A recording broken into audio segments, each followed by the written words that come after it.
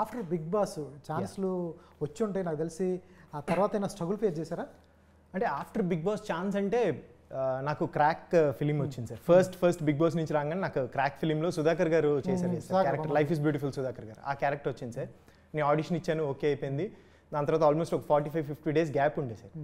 ఆ గ్యాప్లో నేను అప్పుడే నేను కొంచెం ఫుడీ సార్. సో బిగ్ బాస్లో ఫుడ్ సరిగ్గా దొరకలేదని ఆత్రంలో ఎక్కువ తినేసి లావ్ అయిపోయాను. నాకు తెలియదు సార్ లావ్ అయిపోయాను కూడా, ఎక్కువ లావ్ అయిపోయాను.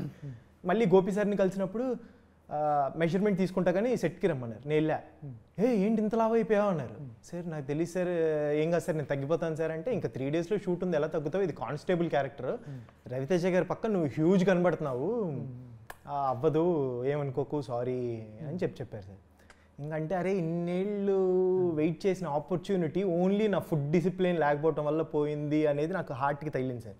ఇలా ఉంటే సీరియల్స్ మేబీ చబ్బీగా ఉన్నా ఓకే నడిచిపోద్ది, బట్ సినిమా అంటే నీ 100% ఇవ్వాలి అని ఫిక్స్ అయ్యి, సో దాని తర్వాత నేను 6 ప్యాక్ ట్రాన్స్ఫర్మేషన్ చేసి after that Virupaksha and so మీరు విరూపాక్షలో ఓపెన్ షర్ట్ కూడా చూసారు కదా సార్. సో దాంట్లో ఇంకా నన్ను నేను కొత్తగా చూపించుకోవాలని ఫిక్స్ అయ్యి అక్కడి నుంచి ఫైట్ చేయడం స్టార్ట్ చేశాను. బాధ అనిపించిందా అది క్రాక్ పోవడం తర్వాత?